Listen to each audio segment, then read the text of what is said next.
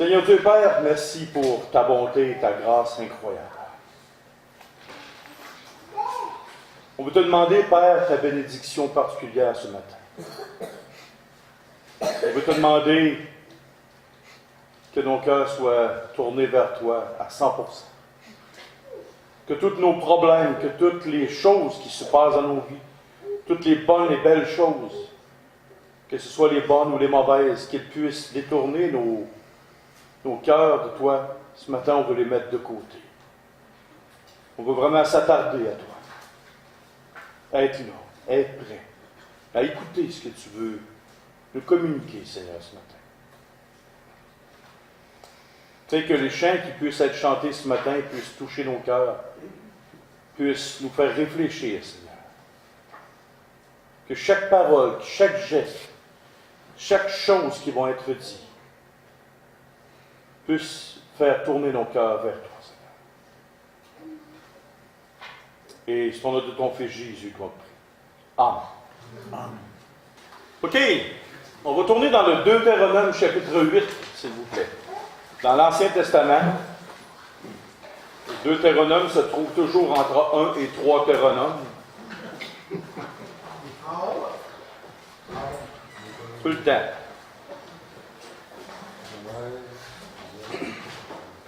Livre du Deutéronome, 5e livre de Moïse. Et à partir du chapitre 8, s'il vous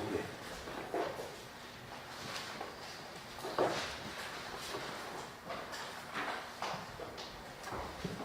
Et pour notre courte méditation, on va lire. Vous observerez, vous mettrez en pratique tous les commandements que je vous prescris aujourd'hui, afin que vous viviez, que vous vous multipliez et que vous entriez en possession du pays que l'Éternel a juré de donner à vos pères. Souviens-toi de tout le chemin que l'Éternel, ton Dieu, t'a fait faire pendant ces 40 années dans le désert, afin de t'humilier et de t'éprouver pour savoir quelles étaient les dispositions de ton cœur et si tu garderais ou non ces commandements. Il t'a humilié et t'a fait souffrir de la faim. Il t'a nourri de la manne que tu ne connaissais pas et que n'avaient pas connu tes pères, afin de t'apprendre que l'homme ne vit pas de pain seulement, mais que l'homme vit de tout ce qui sort de la bouche de l'Éternel. Ton vêtement ne s'est point usé sur toi, et ton pied ne s'est point enflé pendant ces 40 années. Reconnais en ton cœur que l'Éternel ton Dieu te châtie, comme un homme châtie son enfant. Tu observeras les commandements de l'Éternel ton Dieu pour marcher dans ses voies et pour le craindre. Car l'Éternel ton Dieu va te faire entrer dans un bon pays, pays de cours d'eau, de sources et de lacs, qui jaillissent dans les vallées et dans les montagnes, pays de froment, d'orge, de vignes, de figues et de grenadiers, pays d'olives et de miel. Ça, c'est important, du miel. Pays où tu mangeras du pain avec abondance, où tu ne manqueras de rien, pays dont les pierres sont du fer et des montagnes duquel tu tailleras les reins. Lorsque tu mangeras et te rassasieras, tu béniras l'Éternel ton Dieu pour le bon pays qu'il t'a donné. Garde-toi d'oublier l'Éternel ton Dieu, au point de ne pas observer ses commandements, ses ordonnances, ses lois que je te prescris aujourd'hui. Lorsque tu mangeras et te rassasieras, lorsque tu bâtiras et habiteras de belles maisons, lorsque tu verras multiplier ton gros et ton menu bétail, s'augmenter ton argent et ton or, et s'accroître tout ce qui est à toi. Prends garde que ton cœur ne s'enfle et que tu n'oublies l'Éternel ton Dieu, qui t'a fait sortir du pays d'Égypte, de la maison de servitude, qui t'a fait marcher dans ce grand et affreux désert, où il y a des serpents brûlants et des scorpions, dans des lieux arides et sans eau, et qui a fait jaillir pour toi de l'eau du rocher le plus dur, qui t'a fait manger dans le désert la manne inconnue à tes pères, afin de t'humilier et de t'éprouver, pour te faire ensuite du bien. Garde-toi de dire en ton cœur, ma force et la puissance de ma main m'ont acquise ces richesses. Souviens-toi de l'Éternel ton Dieu, car c'est lui qui te donnera la force pour les accueillir, afin de confirmer, comme il le fait aujourd'hui, son alliance qu'il a jurée à tes pères. Très long texte, très court texte, mais avec de grandes réflexions. Dernièrement, on a eu une fête qui s'appelle au Canada la fête de l'Action de grâce. On a eu ça dernièrement. Ruben, qu'est-ce que la fête de l'Action de grâce? Est-ce que tu le sais? Oh, Ruben, il ne sait pas c'est quoi. OK. Talia, est-ce que tu sais c'est quoi la fête de l'Action de grâce? Je pense que c'est pour remercier Dieu. Tu penses que c'est pour remercier Dieu. OK. Robert, qu'est-ce que la fête de l'Action de grâce? Une fête pour remercier Dieu d'avoir sorti son peuple d'Égypte. OK. Bon. Elle a été établie dans les années 1800 et même avant ça. Et depuis plusieurs siècles, la fête de l'Action de grâce est fêtée à travers le monde entier. Et nous, aujourd'hui, au Canada, la plupart des gens disent, c'est quoi l'Action de grâce? Wow, une journée de vacances. De plus, wow, mon boss va payer puis moi je ne travaillerai pas. Hey, c'est-tu le fun? La fête de l'Action de grâce. Et là, le pasteur, vous allez dire, ouais, il est en retard. Il est en retard d'une semaine dans sa prédication. Et j'ai fait par exprès. J'ai fait par exprès pour être en retard. Juste pour contempler l'état actuel des choses et que les gens ne puissent pas me dire « Oh, on le savait, puis qu'à soir, on va se dépêcher pour fêter l'Action de grâce. » Qui d'entre nous, et je ne veux pas avoir la réponse, qui d'entre nous s'est arrêté pour remercier Dieu profondément, sincèrement dans notre cœur pour toute l'abondance dans laquelle on vit au Canada? Qui s'est arrêté pour prendre un temps? Prendre un temps vraiment spécial. Au pire, sortir dans la nature et prendre un temps pour remercier Dieu dans lequel on est. Le texte dans le Deutéronome est très clair. C'est un texte, oui, pour les Juifs, oui, pour les peuples d'Israël qui sont rendus en Canaan, en voulant dire, rappelle-toi de certaines choses, puis fais attention maintenant que tu es dedans, de belles choses. Mais pour nous, pour méditer ce texte-là, il y a plusieurs questions que moi-même, en premier, je me suis posées. Et voici ce que c'était. Est-ce que tu te souviens de où tu viens? Dans quelle situation tu étais avant d'être comme tu es présentement? Aujourd'hui, je suis marié, j'ai 2 belles grandes filles, j'ai une femme extraordinaire, j'ai une maison, j'ai 3 autos usagées. Je ne suis pas en train de mourir de faim, je suis bien. Suzy, la première fois que je suis arrivé chez vous, Suzy, c'est ma femme, la première fois que je suis arrivé chez vous, comment j'étais habillé? Comment? Je n'étais pas habillé très bien. J'avais une seule paire de pantalons, ils étaient tous déchirés. Parce qu'on était trop pauvres chez nous. Qu'est-ce que je faisais quand j'étais jeune, Suzy, dans le logement sur la rue Saint-Georges, ici, en plein hiver? Vas-y, dis-le. Je pelletais la neige qui rentrait dans l'appartement chez nous parce que les portes étaient toutes croches. Puis on était trop pauvres pour se payer un meilleur logement. Moi, je pelletais la neige quand il y avait des grandes rafales du vent. Je prenais la neige puis je la pelletais. Je la sortais de la maison. Ma condition, comment j'étais. Est-ce que nous nous souvenons de où nous sommes partis, de comment est-ce que nous étions, et maintenant aujourd'hui? La deuxième question, est-ce que tu te souviens, James, et nous, par où ou par quoi tu as pensé? Qu'est-ce qui a formé ton cœur? Qu'est-ce qui a formé ton caractère? Tout ça, par quoi tu as passé? Parce que Israël aussi a passé par différentes épreuves. C'était quoi la disposition de ton cœur pendant que tu vivais ces épreuves-là? C'était quoi la disposition de notre cœur quand on a vécu telle épreuve, telle chose? Qu'est-ce que nous avons appris dans ces épreuves-là?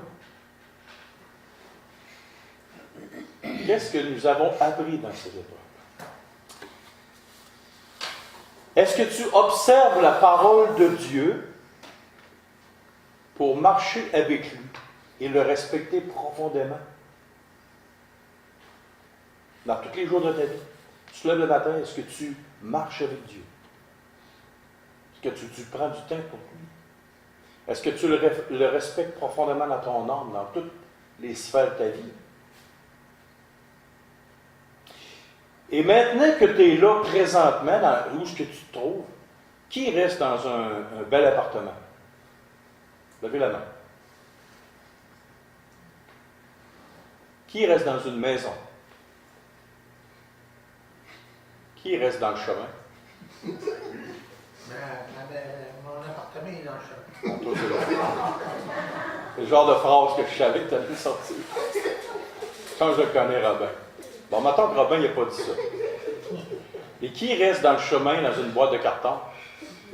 Personne. Donc, trop souvent, l'être humain, quand il dévient, il oublie que cette bénédiction-là vient de Dieu.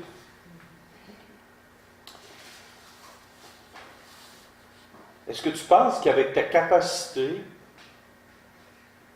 ton intelligence, ta force, ta puissance, que tu as réussi à obtenir ces choses-là? Hey, moi, James, je suis brillant, je suis en forme, j'ai une bonne capacité, je suis capable. Ah, bien, en fait aussi que je suis capable de faire, je suis capable d'être malade. Je suis capable d'être couché dans un lit d'hôpital, puis faire des paiements d'hypothèque, puis tout perdre. Je suis capable de tomber tout de croche aussi. Hey, j'ai même déjà tombé de 6 pieds de haut. Hein, Robin, t'en souviens? Hein? Tombé 6 pieds de haut, j'aurais pu devenir quadriplégique pour le reste de ma vie. Mais pourtant, j'étais en pleine fleur de l'âge, j'étais capable physiquement de ça. Une seconde. Ça prend une seconde pour partir de 6 pieds, tomber jusqu'en bas. À peu près. Et ça aurait pu être fait. La grande réflexion est de savoir si Dieu le désire, il peut te ramener à la cause première, à la cause où tu étais. Imaginons que vous êtes un immigrant, vous êtes parti dans un pays tout à fait tout croche, vous êtes installé ici, ça va bien, et du jour au lendemain, il y a un employé du gouvernement fédéral qui vous annonce que vous retournez dans votre pays.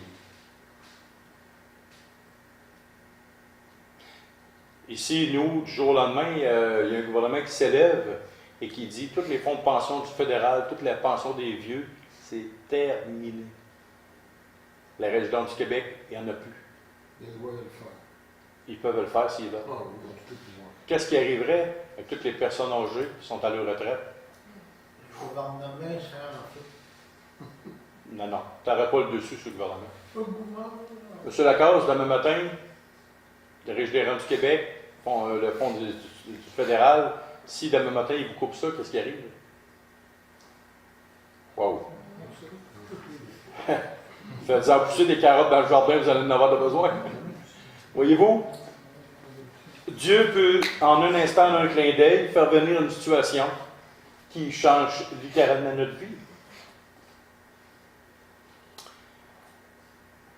Et dans toutes ces choses, dans toutes les choses que nous avons vécues, que nous vivons, n'oubliez pas une chose, c'est qu'il y a quelqu'un à côté de nous, en nous, avec nous, qui marche avec nous, et qui est là. Pendant que nous vivions ces choses-là, Christ était là. Et il le voyait. Et il avait une raison pour permettre que ces choses-là arrivent. Et encore une fois, Christ permet qu'on soit dans l'abondance, qu'on soit bien. Mais aujourd'hui, le monde qui nous entoure considère ces choses comme un dû. Même les gens qui sont sur l'aide sociale croient fermement dans leur cœur que le gouvernement et les gens leur doivent un chèque d'aide sociale. Et je l'ai entendu tellement de fois. Les gens croient qu'ils ont droit de recevoir du chômage. C'est mon droit. Je vais avoir 52 semaines de chômage. Tu sais, dans le temps, c'est 52 semaines de chômage. Ce que tu payes par semaine, c'est 10, 12, 15 $ par semaine. Fait que dans l'année, quand tu payes du chômage, c'est l'équivalent de un chèque de chômage. Le reste du chômage, c'est un privilège que tu reçois du gouvernement. L'aide sociale, c'est un privilège si tu en reçois. Si tu travailles, c'est un privilège parce que Dieu te donne la capacité de travailler. Il peut te l'enlever comme ça. Et dans toutes ces choses, dans tous ces privilèges, souvent on oublie Dieu. On mange 3 repas par jour, 7 jours sur 7, 368 jours par année. On mange. On mange à notre faim. Et ce n'est pas une obligation, mais c'est un privilège. Donc, la plus grande importance, c'est de se souvenir que c'est un immense privilège de Dieu. Et la deuxième des choses qu'il faut se souvenir, qui est aussi important, c'est que malgré tout ce que nous vivons, que ce soit dans l'épreuve, que ce soit dans l'abondance, Christ est avec nous et en nous. Et il traverse ces choses-là avec nous.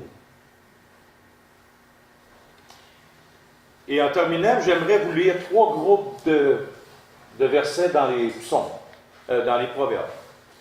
La première tranche, c'est Proverbes chapitre 15, versets 31 à 33. L'oreille attentive aux réprimandes qui mènent à la vie fait son séjour au milieu des sages. Celui qui rejette la correction méprise son âme, mais celui qui écoute la réprimande acquiert l'intelligence. La crainte de l'Éternel enseigne la sagesse et l'humilité précède la gloire. Proverbe 16, 16 à 20. Combien acquérir la sagesse vaut mieux que l'or? Combien acquérir l'intelligence est préférable à l'argent? Le chemin des hommes droits, c'est d'éviter le mal. Celui qui garde son âme veille sur sa voie. L'arrogance précède la ruine, et l'orgueil précède la chute. Mieux vaut être humble avec les humbles que de partager le butin avec les orgueilleux. Celui qui réfléchit sur les choses trouve le bonheur, et celui qui se confie en l'Éternel est heureux. Et la dernière tranche, Proverbe 18, 10 à 12. Le nom de l'Éternel est une tour forte. Le juste s'y réfugie et se trouve en sûreté. Écoutez bien le reste. La fortune est pour le riche une ville forte. Dans son imagination, c'est une haute muraille. Avant la ruine, le cœur de l'homme s'élève, mais l'humilité précède la gloire. Nommez-moi dans ces 3 tranches, 3 strates de versets-là, une phrase qui caractérise ces 3 choses-là, et qui revient à 3 reprises, sous forme différente. L'orgueil précède toujours la chute ou la ruine. L'humilité précède la gloire. Et Dieu, dans sa parole, dit clairement, dans le livre du Deutéronome, chapitre 18, il dit, « Souviens-toi de où tu viens, prends garde à ton cœur et ton pas. Si tu vis dans l'épreuve présentement, c'est que, littéralement, Dieu te met à l'épreuve pour voir les dispositions de ton cœur. Et ensuite, si tu restes humble, il va te bénir. Mais souviens-toi d'une chose, quand tu vas être béni, rappelle-toi de où tu viens. Pense à remercier Dieu. Honore-le. Sois sage, sois humble. Puis dites-vous une chose, qu'au Canada, même un homme ou une femme pauvre est plus riche que bien des endroits des gens dans le monde entier. Prenons, on va demander à un Africain, lequel je vais choisir. Est-ce que vous êtes mieux que dans votre pays?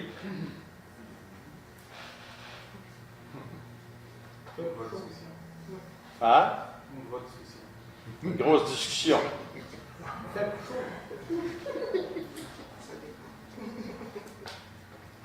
Qu'arrive-t-il si vous avez une crise cardiaque en Afrique? Un gros accident? Poigner un éléphant, ça fait mal. Pogner un éléphant, ça fait mal. Il ne pogne pas d'éléphant en Afrique.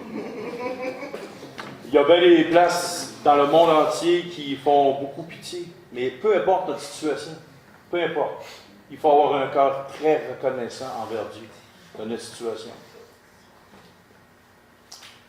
Prions pour les offrandes. Mais avant de prier pour les offrandes,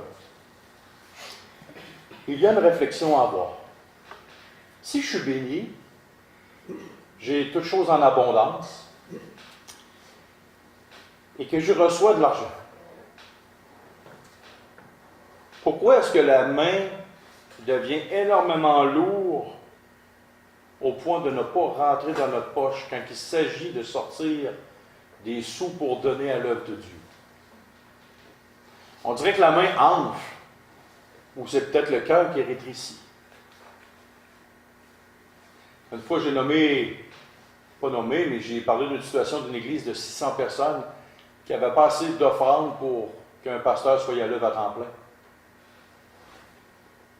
Une fois, j'ai parlé d'une situation d'une assemblée qui était énormément bien nantie, mais qui, quand une personne est arrivée un coup dur dans sa vie, n'a pas eu un cœur assez large pour aider cette personne-là. Et la personne venait de tomber sur le chômage, il n'avait pas eu son premier chèque, grosse difficulté financière, et il y a un jeune homme qui est allé voir les responsables d'église et leur a demandé, est-ce qu'on pourrait, s'il vous plaît, faire un panier d'épicerie pour aider ces deux personnes-là, un couple, les enfants de Dieu? Et la réponse à ce jeune homme-là lui a été dit, il faudrait qu'il aille voir son gérant de banque pour hypothéquer sa maison. Wow, terrible, hein? Ce jeune homme-là, je le connais personnellement. Prions. Seigneur Dieu, Père, nous te demandons ce matin, Père, de ne pas être oublieux, de se souvenir, que tu nous fasses nous rappeler ce par quoi on a passé, les souffrances dans lesquelles on a vécu.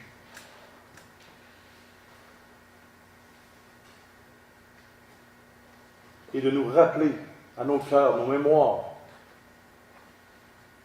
que maintenant que nous sommes bien, avoir un cœur tout entier pour toi, de ne pas s'enfler d'orgueil, de ne pas penser qu'on est plus meilleur ou plus fin ou plus gentil que les autres et c'est pour ça qu'on est béni. Et c'est juste par grâce, juste par bonté de cœur que ta main nous offre ces choses. Rappelle à nos âmes que tu ne peux toutes nous enlever d'un coup.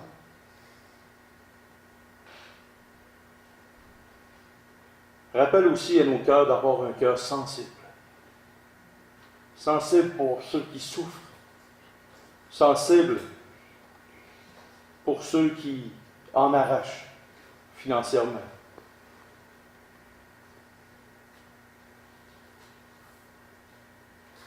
Sensible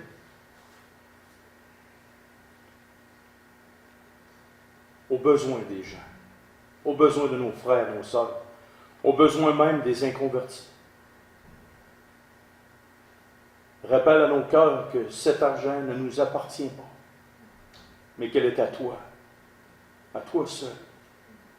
L'or et l'argent m'appartiennent, dit l'Éternel. Rappelle à nos cœurs que quand on va mourir, tout va rester derrière nous et que nous serons face à face de toi, et que tu nous redemanderas des comptes, Père, de l'administration qu'on aura fait de ces biens.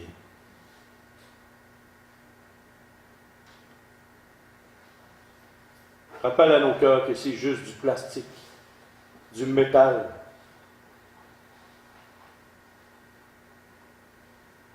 Rappelle à nos cœurs que c'est juste des dessins sur du plastique et du métal. Rappelle à nos cœurs que cet argent n'a aucune valeur à tes yeux. Mais ce qu'il y a de la valeur à tes yeux, Père, c'est le bien que nous faisons avec ces choses. Père, je vais te demander de mettre ta main bénissante sur ces offrandes, afin qu'elles puissent contribuer à soulager la souffrance de nos frères, de nos sœurs, qu'elles puissent aussi contribuer à faire avancer l'œuvre, ton œuvre ici à Lévis, afin qu'elles puissent être en bénédiction à Haïti et à toute œuvre que tu vas mettre devant nos yeux, Seigneur. Et c'est au nom de ton Fils Jésus que je te prie. Amen.